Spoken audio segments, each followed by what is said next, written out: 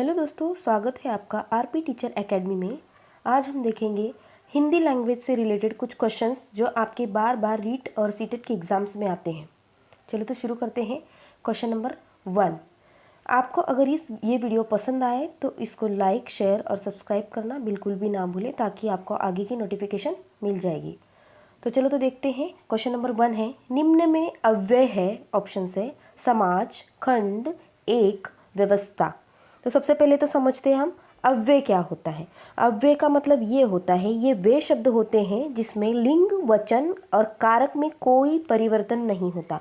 तो मान लो अगर आपने कोई एक शब्द ले लिया, उसके लिंग में, वचन में या कारक में कोई परिवर्तन नहीं होता तो उसको कहा जाता है अव्यय। एग्जाम्पल के लिए हम देखते हैं, जब यह वर्ड है, जब। तो जब यह वर्ड में या इस शब्द में अगर लिंग इसका चेंज हो जाए, हम देखते हैं जब में कोई लिंग चेंज होता है, नहीं होता है। इसका कोई कारक चेंज होता है, नहीं होता है। ना तो इसका वचन चेंज होता है, इसके लिए इसको अव्यय कहा जाता है। तो अब इन तीन शब्दों में कौन सा जो है एक अव्यय का प्रकार है, यानी अव्यय है, अव्यय शब्द है। तो इसमें समाज का लिंग, वचन और कारक से परिवर्तन होता है, खंड का भी परिवर्तन होता है, व्यवस्था का भी परिवर्तन होता है। इसमें एक में जो ऑप्शन आएगा आपका, option number C is correct answer, that is एक जो ऐसा वर्ड है इसमें लिंग, वचन और कारक में कोई परिवर्तन नहीं होता। देखते हैं नेक्स्ट क्वेश्चन। जमीन का पर्यायवाची नहीं है। तो इसमें देखते हैं जमीन का कौन सा पर्यायवाची शब्द नहीं है। आपको कभी भी क्वेश्चन रिपीट अच्छे से पढ़ना है, नहीं पूछा है। कभी कभी हम जंबल होके फटाफट आंसर सीधा उड़ा देते हैं कि भाई ये भी सेम लग रहा है, इसका यही है, एक दफ़ा में पढ़ लिया और उसको तुरंत सही कर दिया। तो आपको क्वेश्चन पहले अच्छे से पढ़ना है। ज़मीन का पर्यायवाची शब्द नहीं है, तो ज़मीन यानी पृथ्वी, हम उसको पृथ्वी भी कहते हैं, ये भी सही है। हम उसको धरती कहते हैं, ये भी सही है। हम उसको धरनी भी कहते हैं, ये भी सही है। लेकिन हमने कभी भी ज़मीन को विटप शब्द से नहीं जाना है। तो विटप शब्द का अर्थ क्या होता है? विटप का अर्थ होता है पेड़। एक पेड़ का पर्यायवाची शब्द विटप है। एक ये वाला क्वेश्चन जो है पर्यायवाची शब्द का, आपको एक मार्क के लिए आपको एग्जाम में आएगा। तो इसके लिए मैं आपको अलग से वीडियो बना के डालूंगी, इसलिए चैनल को सब्सक्राइब करो ताकि आपको आगे का नोटिफिकेशन और पूरा का पूरा कंटेंट एक साथ मिलेगा। ज़मीन के और पर्यायवाची शब्द कौन से हैं? जैसे कि धरा उसको कहते हैं, वसुंधरा कहते हैं, धरनी कहते हैं, वसुधा भी बोला जाता है। तो इस तरीके से ज़मीन का पर्यायवाची शब्द नहीं है। तो कौन सा नहीं है ज़मीन का पर्यायवाची शब्द? विटप। विटप का मतलब होता है पेड़। तो C is the correct option. Next question, कौन सा शब्द स्त्रीलिंग नहीं है? इसमें से कौन सा शब्द जो है स्त्रीलिंग नहीं है पूछा है। ऑप्शन है सेवा, भाषा, प्रयोग, हिंदी। तब हम देखना है हमें कि कौन सा जो शब्द है स्त्रीलिंग नहीं है। अभी इसमें एक ट्रिक आप इस्तेमाल कर सकते हो। कोई भी अगर क्वेश्चन है तो इस क्वेश्चन के लिए आपको स्त्रीलिंग या पुल्लिंग आपको जानना है, तो वहाँ पे एक ट्रिक यूज़ करना है, मेरा या मेरी। इससे आपको उस वर्ड के साथ जोड़ना है या उसका मिलन कर देना है। जैसे कि मेरा सेवा, ये कोई वर्ड बनता है तो ये नहीं आएगा। मेरी सेवा, ये सही है। मेरी भाषा, ये भी सही है। मेरी हिंदी, ये भी सही है। ये तीनों का तीनों मेरी यानी स्त्रीलिंग में आते हैं। और मेरी प्रयोग आता है क्या? नहीं आता है, यानी ये क्या हो गया? पुल्लिंग हो गया। इसलिए इसका करेक्ट ऑप्शन है सी, प्रयोग। प्रयोग ये स्त्रीलिंग शब्द नहीं है। सी इज द करेक्ट ऑप्शन। देखते हैं नेक्स्ट क्वेश्चन। कीमत का बहुवचन है। कीमत का कौन सा बहुवचन है? बहुवचन के लिए आपको अलग से एक वीडियो मिलेगा, वो आप कंटिन्यू करते रहोगे तो आपको अलग से वीडियो मिलेगा। तो अभी फ़िलहाल हम देखते हैं, कीमत का बहुवचन है कीमतों। B option is the correct here. Next question, अनुकरण विधि रचना के लिए उपयुक्त है। अनुकरण विधि रचना के लिए उपयुक्त है। ऑप्शन है शिशु स्तर पर, उच्च स्तर पर, प्रारंभिक स्तर पर, इनमें से कोई नहीं। अभी अनुकरण का मतलब क्या होता है? अनुकरण विधि जो है छोटे बच्चों में ज़्यादा होती है।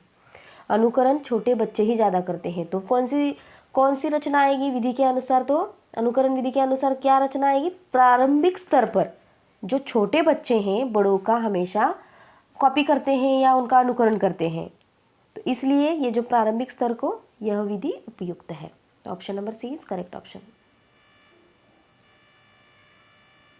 जब किसी समास में दोनों शब्द प्रधान हो तो ऑप्शन है द्वंद्व समास, द्विगु समास, प्रधान समास, तत्पुरुष समास। इसमें से कौन सा आएगा जिसमें दोनों शब्द प्रधान हो? दोनों शब्द प्रधान हो तो कौन सा समास आता है? समास के लिए भी आपको अलग से वीडियो मिलेगा, आप उसमें देख लेना, सारे समास उसमें एक्सप्लेनेशन के साथ आपको मिलेंगे। तो फिलहाल हम देखते हैं, इसका आंसर आएगा द्वंद्व समास। द्वंद्व समास किसको कहते हैं?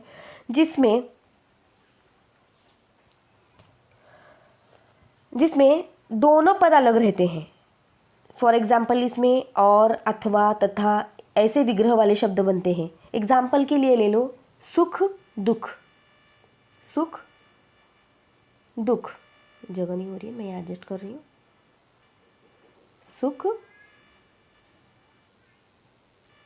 और दुख, अगर हम इसका विग्रह करेंगे तो क्या आएगा? सुख और दुख आएगा। क्या आएगा? सुख और दुख। यानी इसका विग्रह जब हुआ, सुख भी अलग है और दुख भी अलग है, दोनों पद अलग अलग है। यहाँ पे दोनों पद एक दूसरे से जुड़े हुए नहीं है। और एक एग्जाम्पल ले लो हरि हर।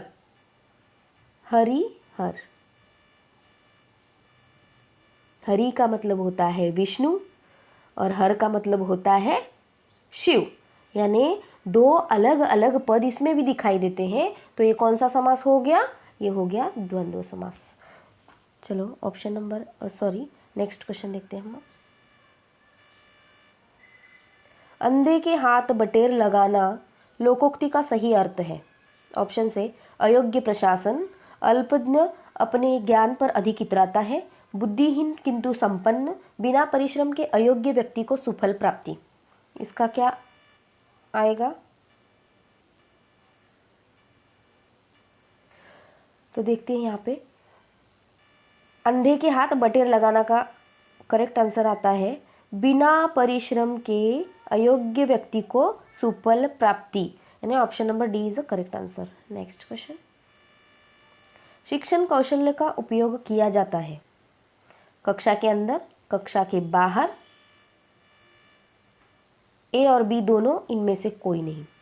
इसको थोड़ा मैं छोटा करती हूँ।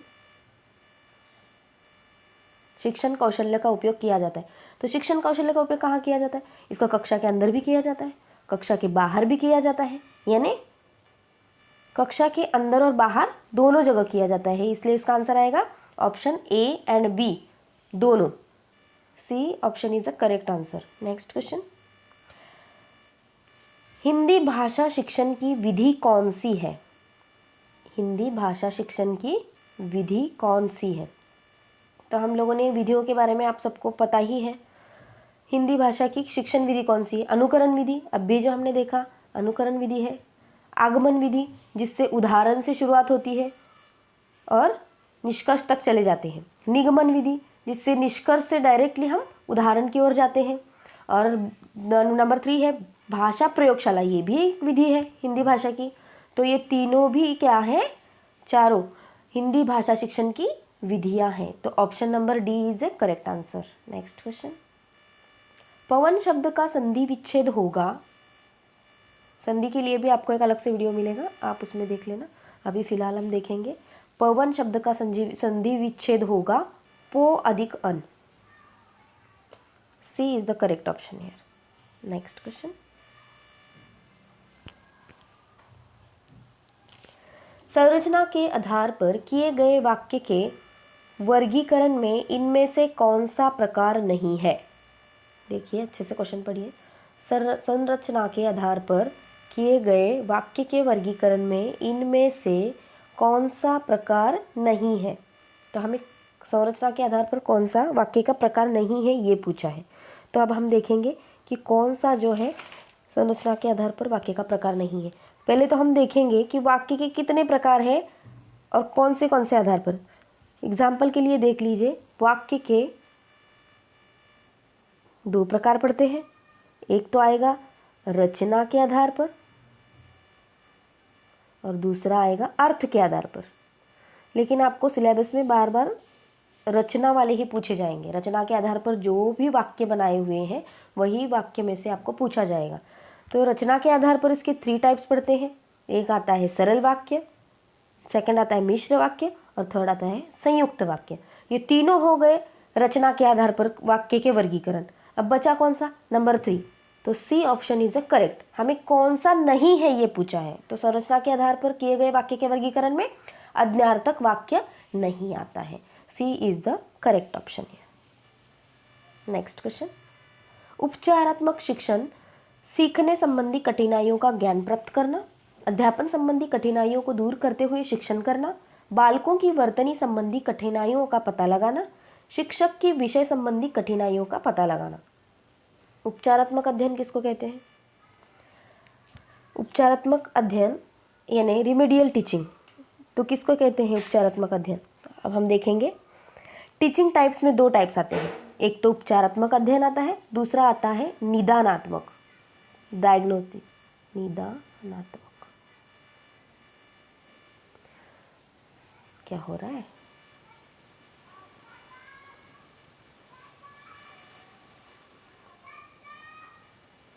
देखिए, निदानात्मक में क्या होता है? सबसे पहले किसी समस्या को ढूंढ के निकाला जाता है। किसी समस्या को जानने की कोशिश या समस्या की पहचान जिसमें होती है वो हो गया निदानात्मक। और उस समस्या को जानने के बाद उस पे जो उपचार किया जाता है वो हो गया उपचारात्मक। पहले तो अच्छे से समझ लो, ये वेरी वेरी इंपॉर्टेंट, इसको लगा दो। निदानात्मक का मतलब होता है कि समस्या की पहचान, अगर किसी बच्चे को समझो किसी में समस्या है तो उस समस्या की पहचान करना यानी निदानात्मक।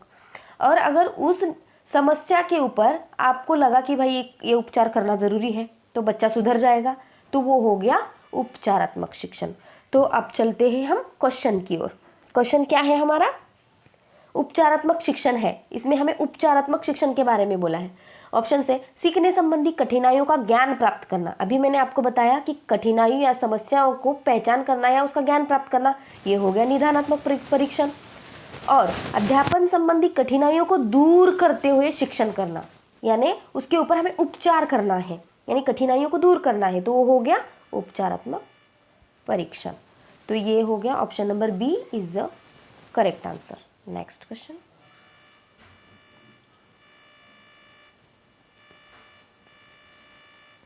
नाटक का संबंध किस ज्ञानेंद्रिय से या ज्ञानेंद्रिय से है?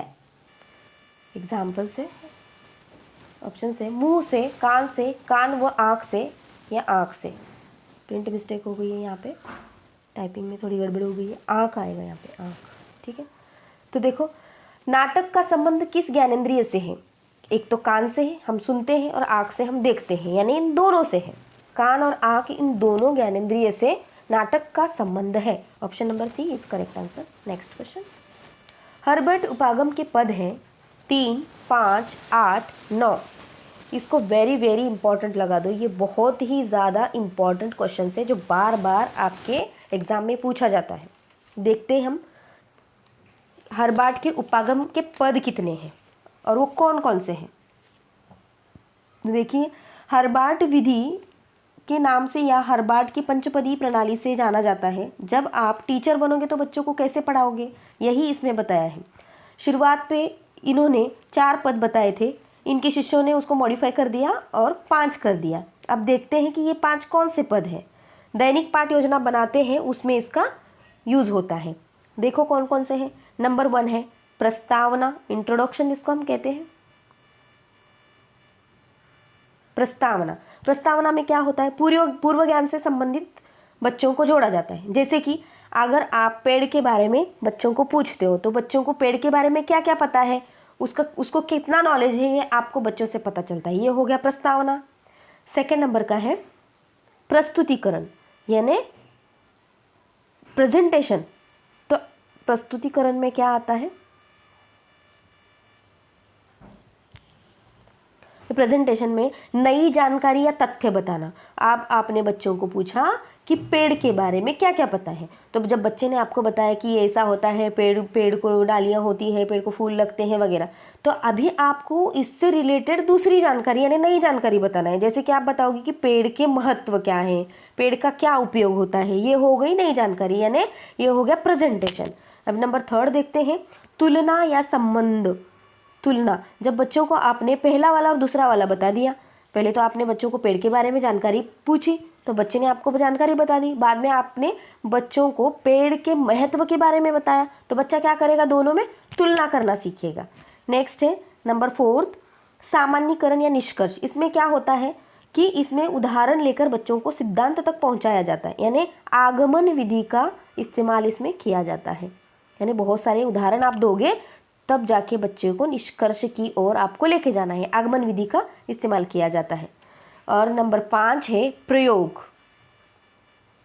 प्रयोग या अभ्यास, जब आपने बच्चे को पेड़ के बारे में सारी इन्फॉर्मेशन दे दी, आपको क्या पढ़ाना था वो भी आपने उसको बता दिया, अब आपको देना है उसको होमवर्क यानी उसको अभ्यास देना है।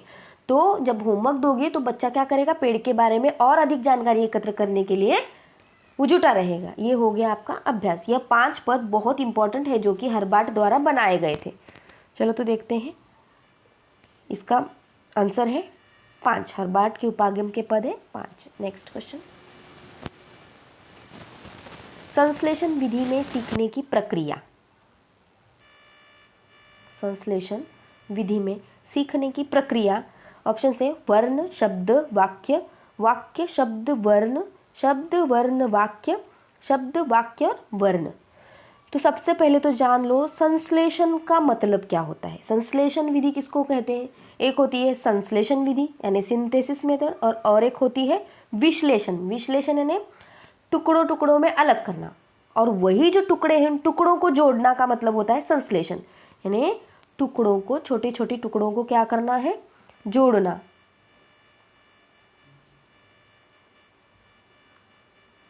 और टुकड़ों को डिवाइड करना का मतलब होता है विश्लेषण।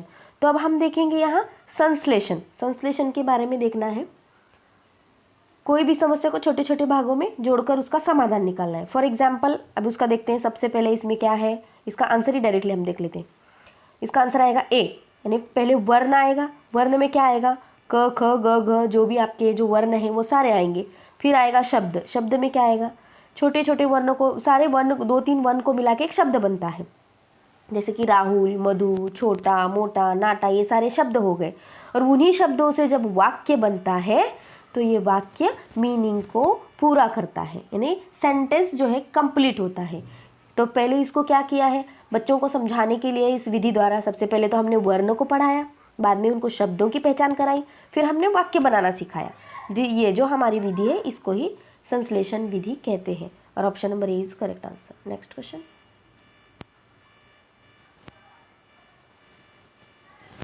इस तरह से आज हम 15 क्वेश्चन देखेंगे। नेक्स्ट सेकंड वीडियो में हम आगे के और 15 क्वेश्चंस देखेंगे जो आपके पिछले ईयर के क्वेश्चन पेपर में आए थे। तो अगर वीडियो पसंद आए तो वीडियो को लाइक, शेयर और सब्सक्राइब करना ना भूलें। धन्यवाद।